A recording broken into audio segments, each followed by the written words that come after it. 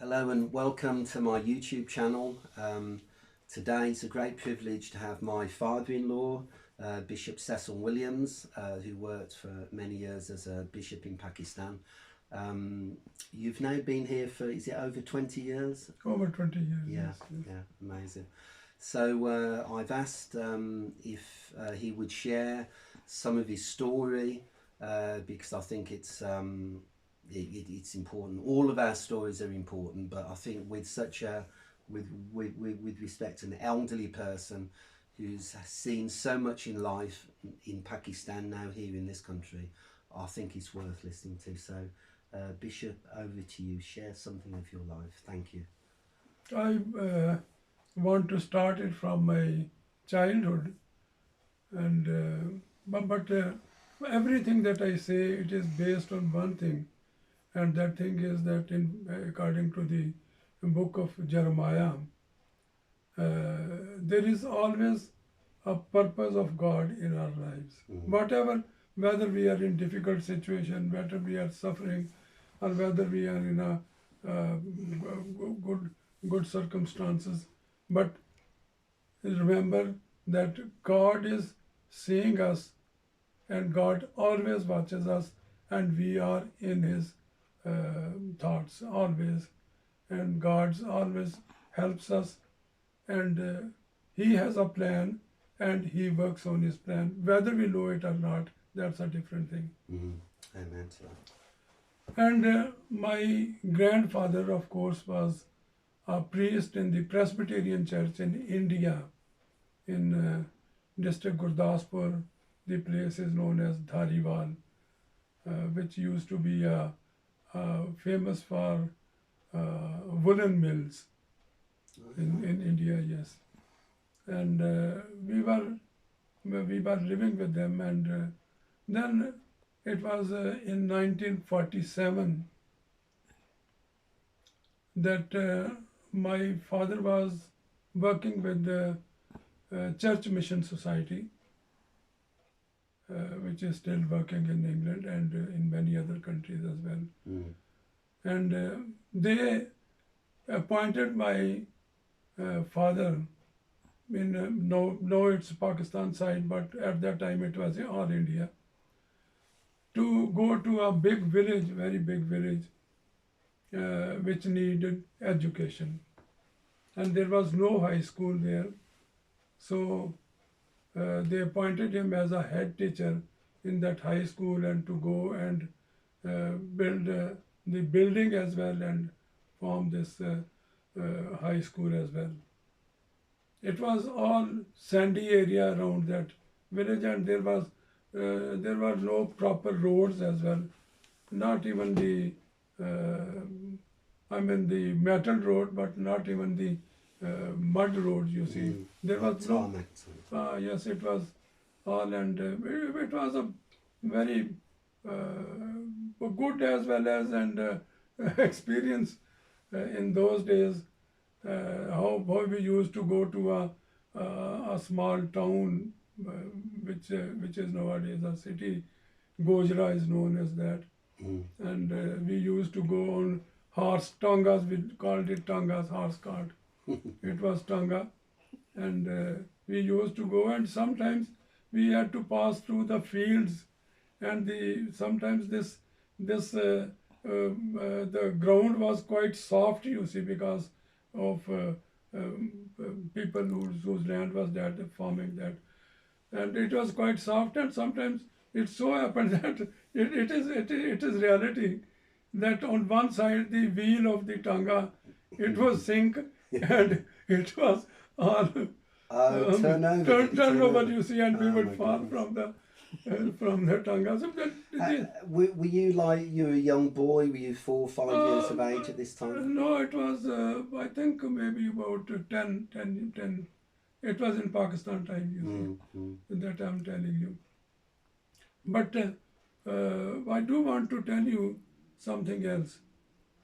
And my father, when he came to this side, that was India at that time, but he came to Pakistan side, and to go to that village and just see the situation, circumstances, and where the school is to be built and where all these things will happen. There was at that time no such thing that there will be Pakistan created and very soon. And he had to take the charge in September. Right.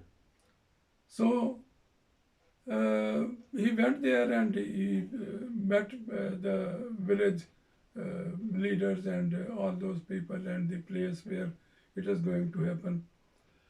And he came back to to Dhariwal side, and then he had to go back. We made a plan, whatever we have the little bit belongings to take it to the other side. It was in 1947, August 1947, when on the 14th of August, when Pakistan was declared and it came into being.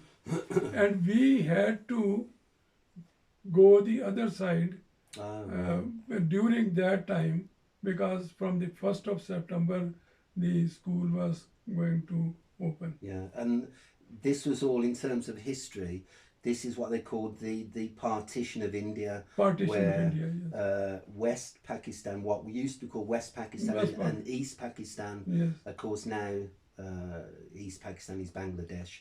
But in 1947, you're sharing that was the date, Yes, wasn't yes. it, 14th of August, 14th of where August. this big political partition happened and Pakistan became an independent Islamic republic. Is that right? Actually, Pakistan was came into being in those areas where the Muslim majority was, Ah, and Muslim majority was on today's time. It's Bangladesh. It was Muslim majority there, and Muslim majority was on the Punjab side. Now Punjab had to be divided because on the east side there were more Sikh people, yeah, yeah, and on the west side there were Muslim people. right, wow. So they had to divide Punjab. Punjab was a big Yeah, province, you see, yeah, and very thickly populated. and very yeah, thickly very, populated. very good agriculturally. wasn't it? Agriculture, yes, And agriculture, straight down the middle it was Yes. divided. divided, yes. Wow, it's a big thing. That was. It was a big thing. So, and my father, of course, had committed to these people, made a commitment with these people of this big village, which is known as Montgomery Wala. Actually, I think it was the perhaps the father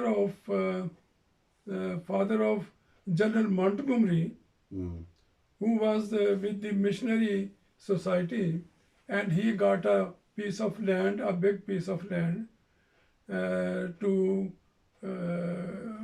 populate it with the Christian families only, because Christians at that time didn't have any place, any their own village or anything.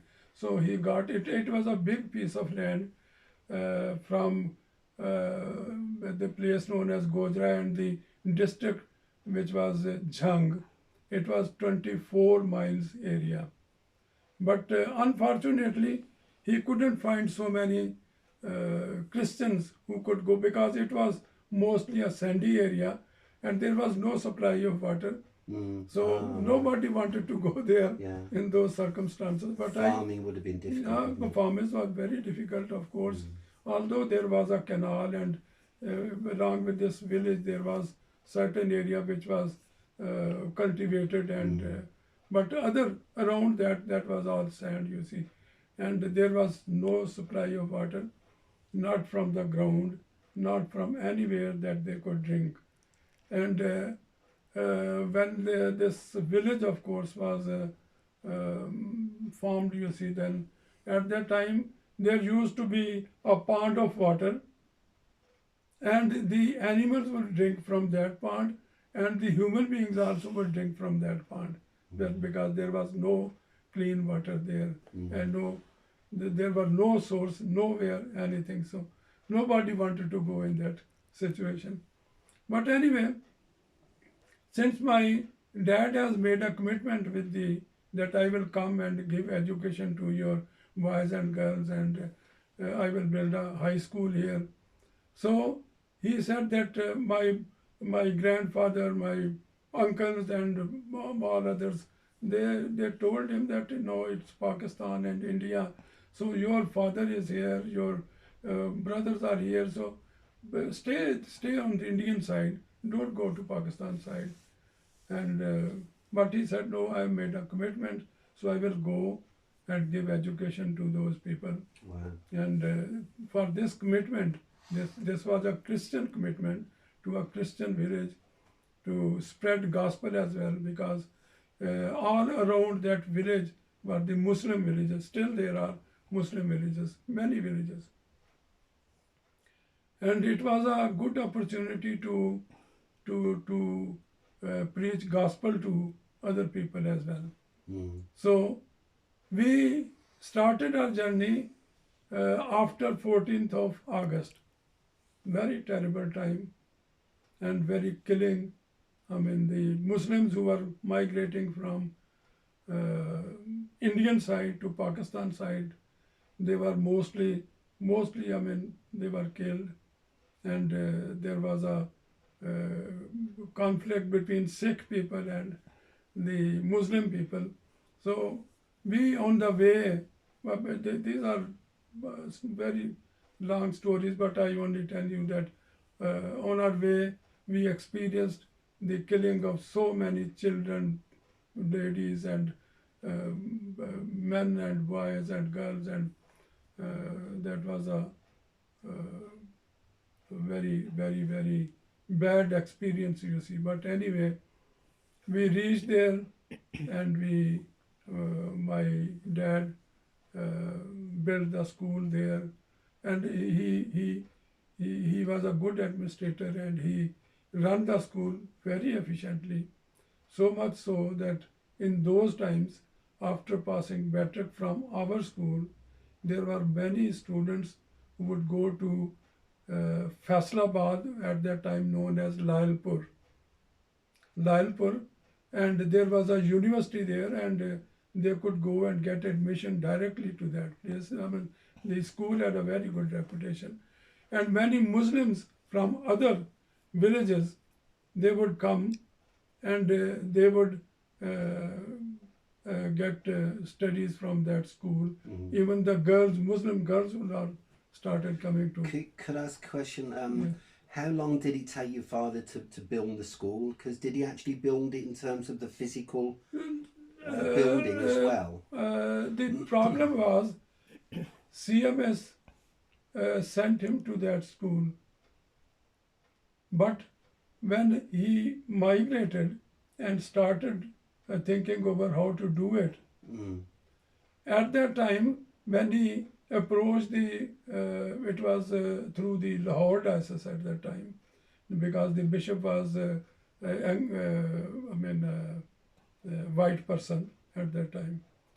When he approached the bishop to help him to build, construct some building, you see, and particularly for money, of course. For money, of course. Yeah. But they totally refused, because they said we have just been out of this war, Second World War, and we don't have money to help anywhere. So my father was left,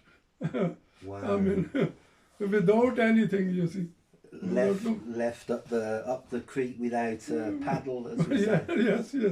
Yes, of course.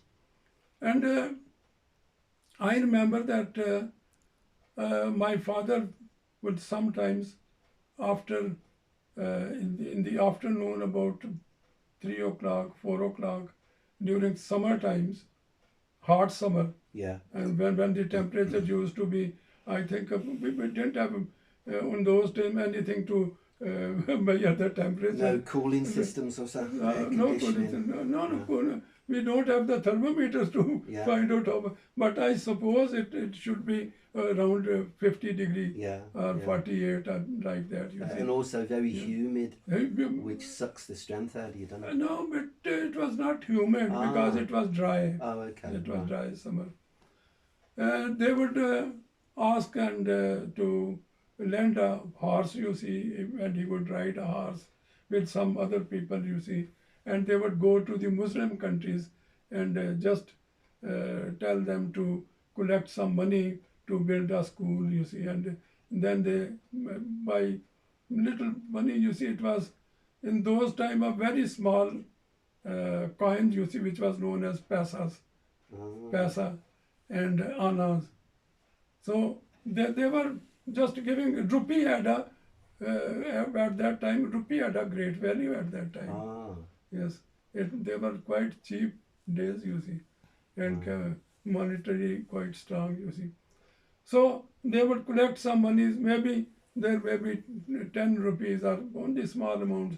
So in this way, they would collect some money from one village, then next day going to another village, and then going to another village. So they used to collect money this way, and then they built. And then there was not much space to build a high school, you see.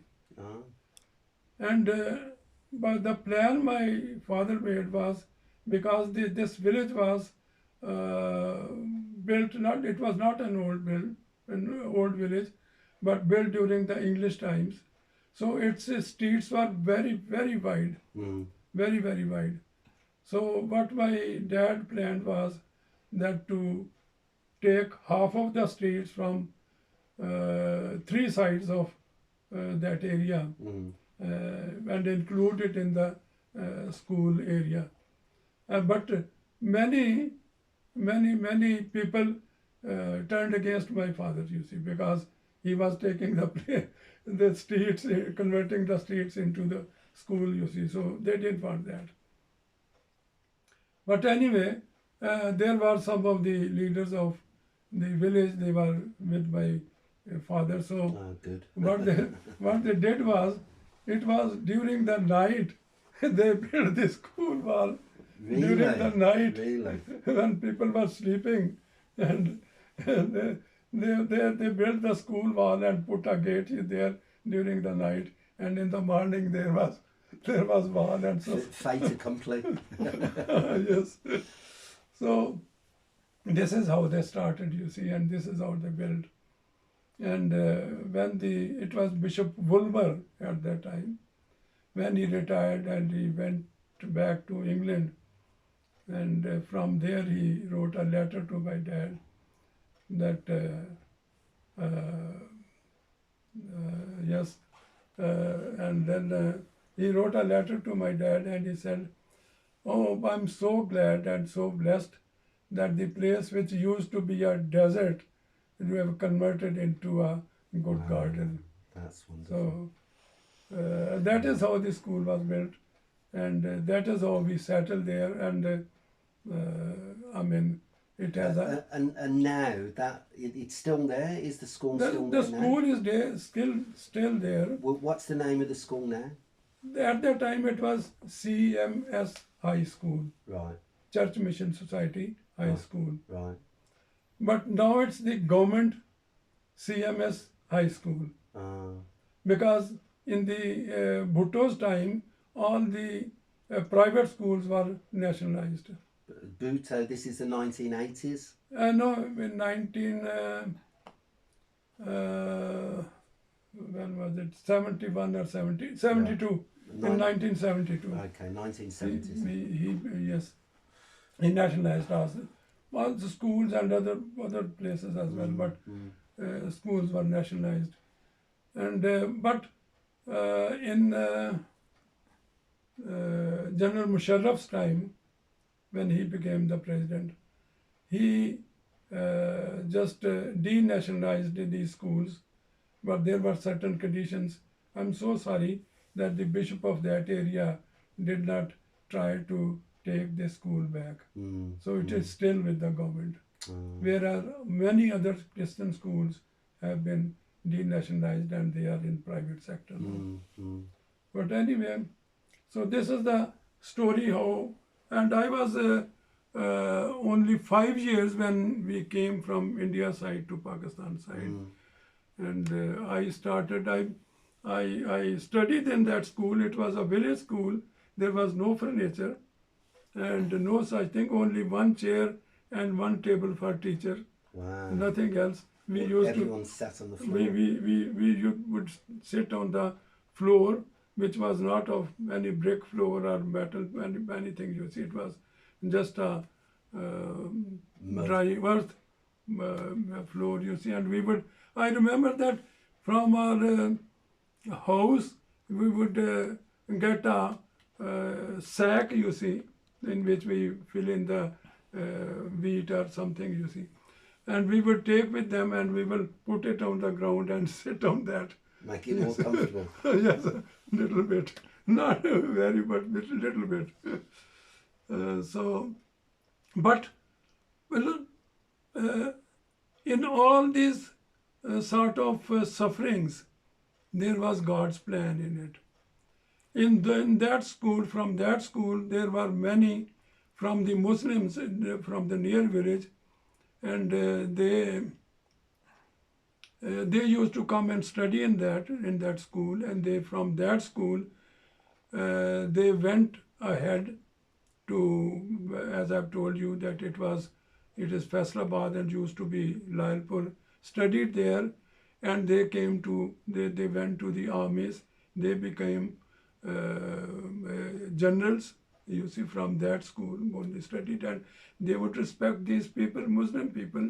They would respect my dad very much. You see, and there are so many things. And I remember when my dad became old, there was nobody in Peshawar side, and Bannu is a quite a remote city. You see, in our Khyber Pakhtunkhwa province, and there was nobody to go, and the school was nearly about to close down when Bishop of Khairuddin, the first bishop of Peshawar diocese, he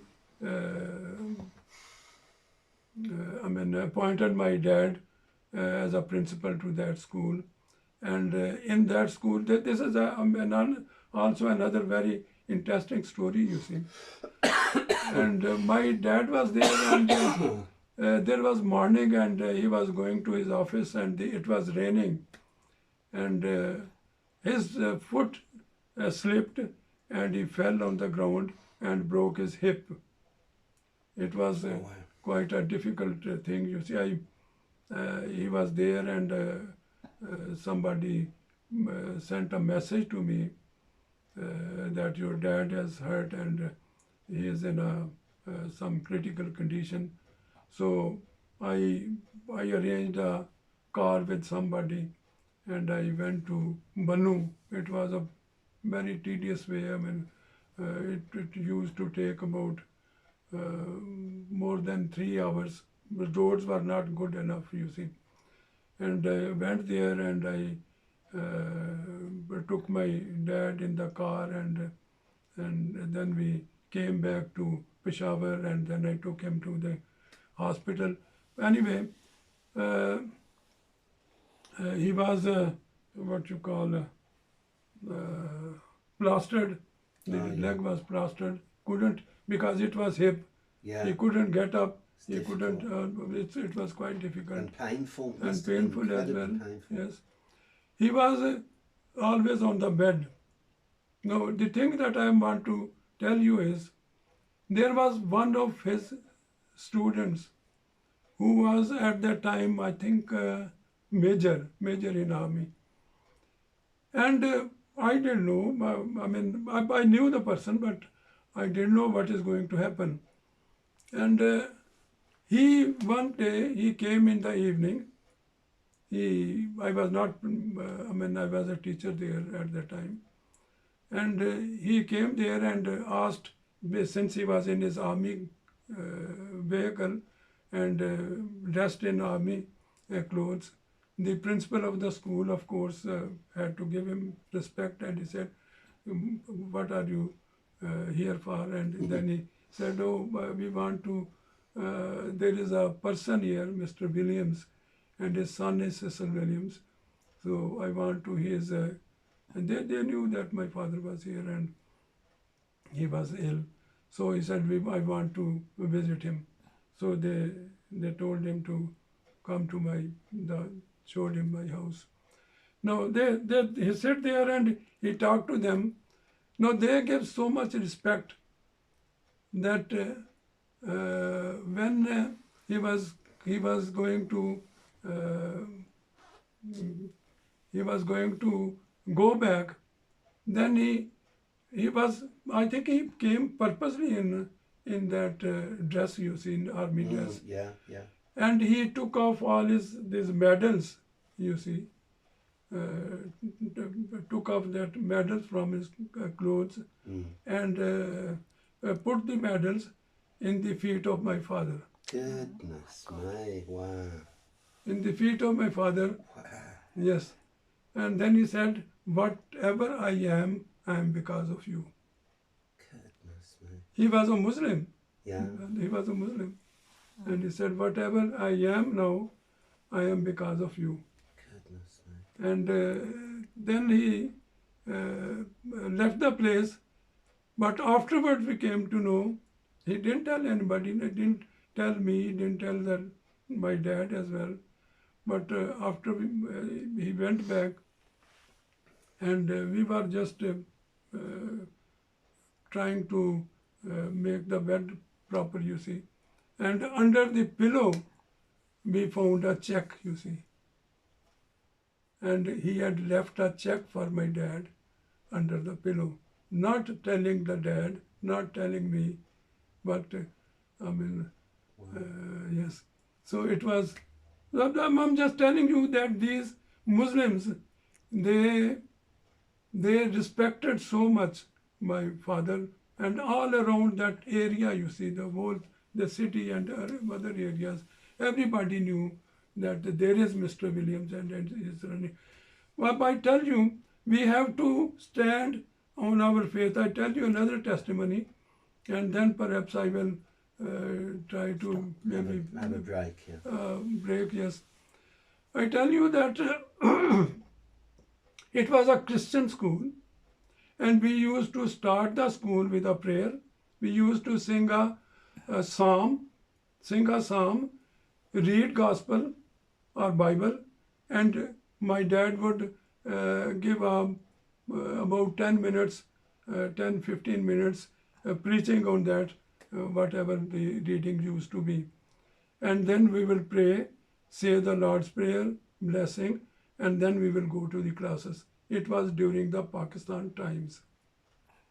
We used to do like that. And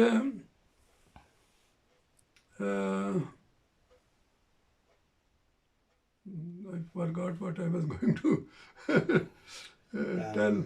Was it about another aspect of the school? Yes. Yes, I came. I remember now. Yes. Then, the Muslims of the other.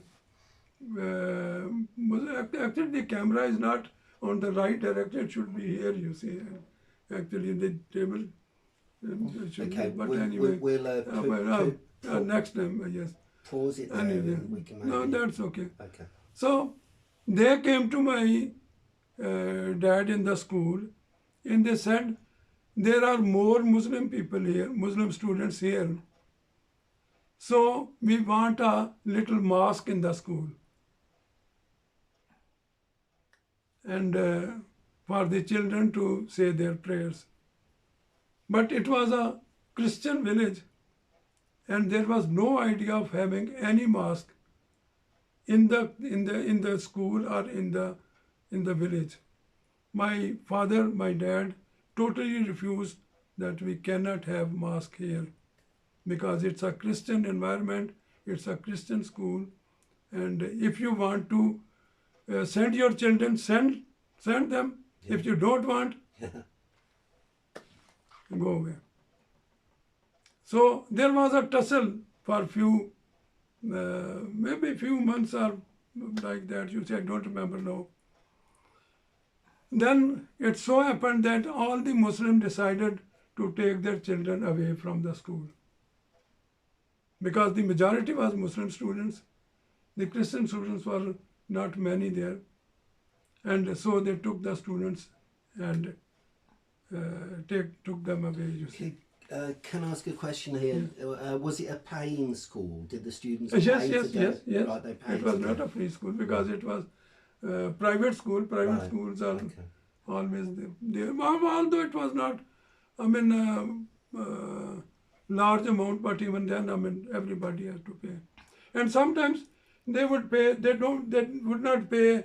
I mean, monthly, but they would say, "Oh, when we get wheat or when we Yeah. get the crop, you see, then we will pay the whole money. You see." Mm. So it was like that.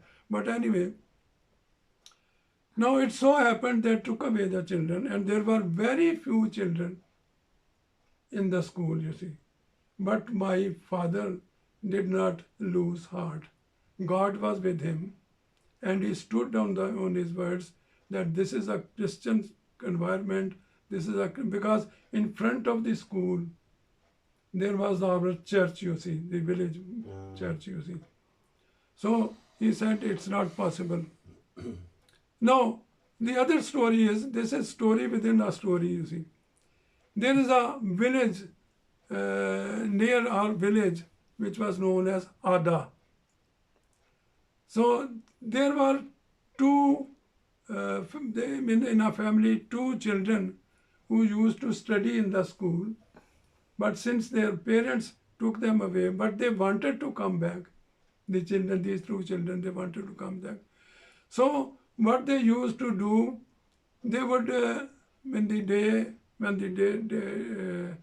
during the day, you see, they would take their books and took the sickle and the piece of cloth which they used to go when they go to field to cut the this fodder for the animals. Oh yeah, the So grass. Yeah.